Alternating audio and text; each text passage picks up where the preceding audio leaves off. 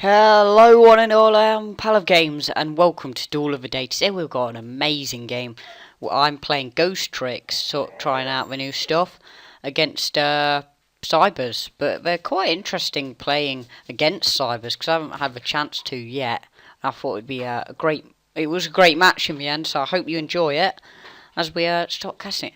So straight off the bat I thought, hey, I've got Mary's in my hand, I'll just wait it out for a bit. As it turns out, it goes for a Cyber Valley, so I'm thinking, is he running a draw deck or a final countdown or something along them lines?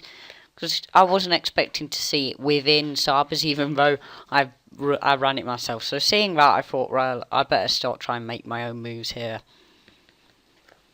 And so I'm running some extra stuff to try and make the deck faster, because I feel that's the problem with them. They're seen as an annoying deck what has no damage potential.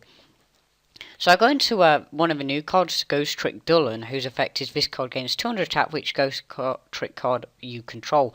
Once per turn during either player's turn, you can detach one XYZ material from a card, then target one monster on the field, half that monster's attack, so on and so forth.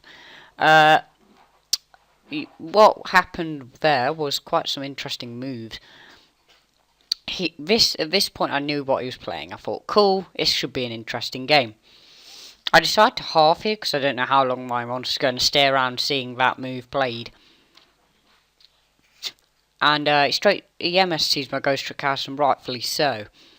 It was very interesting to see him playing DNA Surgery. I know why, because of Chimera Tech Fortress. For me, by the time it's effective, you're already in the advantageous position, so it's hardly worth using in my opinion.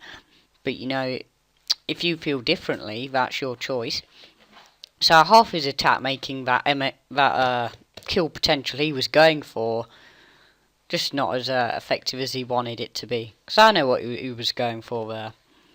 Luckily Duel had that protectance there, and he loses 28, so that puts him in a tough position. I draw into Needle Ceiling, I'm feeling happy. And I think Dark Iron Dragon, it's a really effective card in terms of just pushing them back. Because Ghostricks, the problem is you have to always be ahead of the game. If you're at any point lose advantage, it puts you in such a hard position in terms of trying to pull it back. So at this point I'm back in the lead, but I know that Cyber Network is fastly approaching. If I'm not careful, something's going to happen. Now, I want to stop right here because he goes into this interesting card called Cyber Eltanin.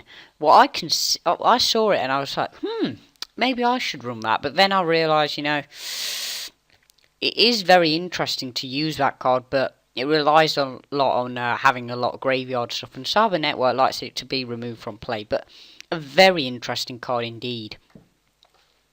So it puts him once again back in the driver's seat. So we've been going back and forth, and that's why I've loved this game. It was so back and forth, back and forth. You know, there was never a clear winner in my opinion. So obviously here he's going to reap the rewards of Cyber Network. And he goes into a Constello Omega. I go Needle Ceiling. He's going to protect his Constello Omega, that's fair enough. It's lucky that it weren't all light, so I would be in trouble there. So I draw into a lantern. I think, right, I'm setting that, getting ready to set up for my Nephis play later on. He overloads him. Now, overload, I've seen.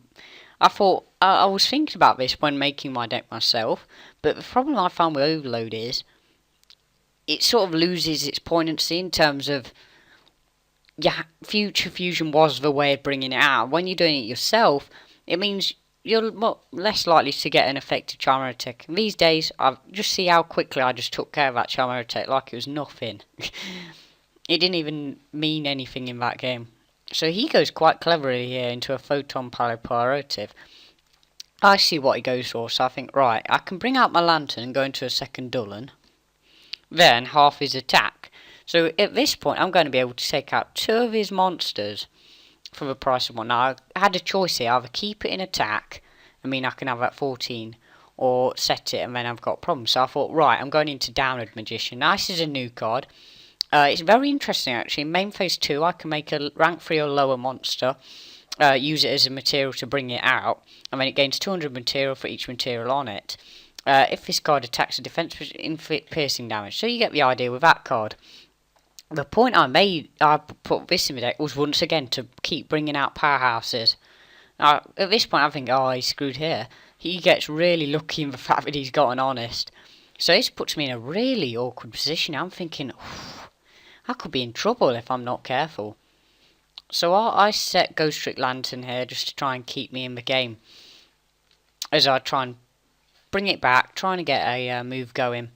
So I think, right, I can attack into his Charmer Tech, which is obviously dead now. And then set an end. I've got 3 Ghostricks out, so I'm like, damn it. You know, talk about dead draws. Why he attacked that was probably his only misplay in this whole game. And, you know, fair enough, he probably didn't read the whole ability, and it happens. So I use Nephis' of play, setting up for next turn. I go, right, I'm hitting for 800. This is going to put him near death. If he comes back from this, you know, well done to him. So at this point, he goes into a Cyber Dragon by attributing his Cyber Twin, which was a really clever move. Luckily, Ghostricks House halves his attack. Now, he knows that it's game, basically. Well, it doesn't go gaming. I don't know why the replay ends there. But I'll tell you what happens afterwards.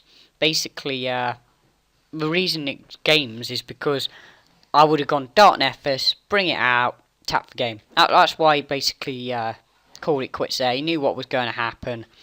He would have took not 300 like you'd think, because half of the damage of anyone not Ghostricks, so that's 125, and then the 800 from Lantern.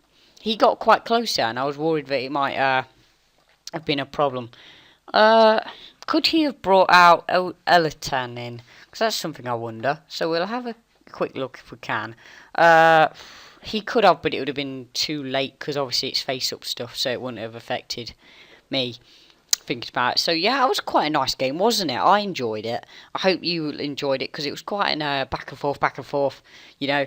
And I tried to make Ghostricks seem more of a threat than they are at the minute. Because at the minute I see players considering them just annoyances.